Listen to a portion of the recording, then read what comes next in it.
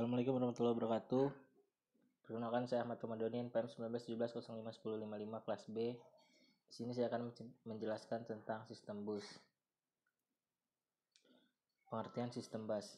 Sistem bus dalam arsitektur komputer merujuk pada bus yang digunakan oleh sistem komputer untuk menghubungkan semua komponennya dalam menjalankan tugasnya. Sistem bus adalah penghubung bagi keseluruhan komponen komputer dalam menjalankan tugasnya. Transfer data antar komponen komputer sangatlah mendominasi kerja suatu komputer. Data atau program yang tersimpan dalam memori dapat diakses dan dieksekusi CPU melalui perantara bus. Begitu juga kita dapat melihat hasil eksekusi melalui monitor juga menggunakan sistem bus. Cara kerja sistem bus pada sistem komputer yang lebih maju, arsitektur komputernya akan lebih kompleks, sehingga untuk meningkatkan performa digunakan beberapa buah bus. Tiap bus merupakan jalur data antara beberapa device yang berbeda. Dengan cara ini RAM, prosesor, GPU atau VGA AGP dihubungkan oleh bus utama berkecepatan tinggi yang lebih dikenal dengan nama FSB atau frontside bus. Sementara perangkat lain yang lebih lambat dihubungkan oleh bus yang berkecepatan lebih rendah yang terhubung dengan bus lain yang lebih cepat sampai ke bus utama. Untuk komunikasi antar bus ini digunakan sebuah bridge. Jenis-jenis bus. Yang pertama ada multiplex bus. Bus yang dilalui informasi yang berbeda baik data, alamat, dan sinyal kontrol dengan metode multiplex data.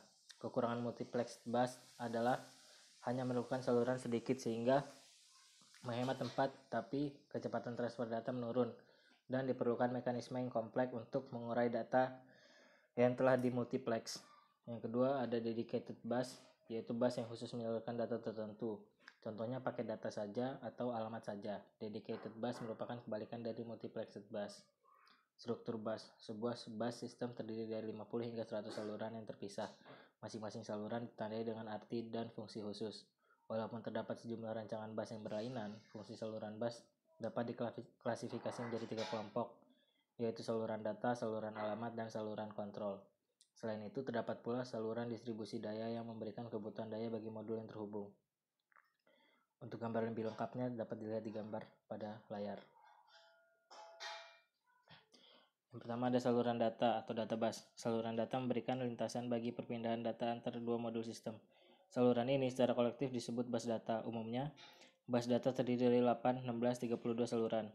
Jumlah saluran menentukan jumlah bit yang dapat dipindahkan pada suatu saat, karena pada suatu saat tertentu masing-masing saluran hanya dapat membawa 1 bit. Lebar bus data merupakan faktor penting dalam menentukan kerja sistem secara keseluruhan. Yang kedua ada saluran alamat atau address bus.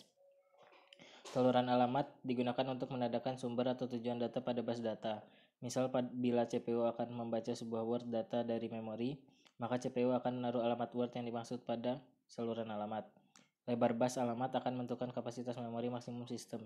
Selain itu, umumnya saluran alamat juga dipakai untuk mengalamati port-port input atau output. Yang ketiga ada saluran kontrol atau control bus. Saluran kontrol digunakan untuk mengontrol akses ke seluruh alamat dan penggunaan data dan saluran alamat. Karena data dan saluran alamat dipakai bersamaan oleh seluruh komponen, maka harus ada alat untuk mengontrol penggunaannya.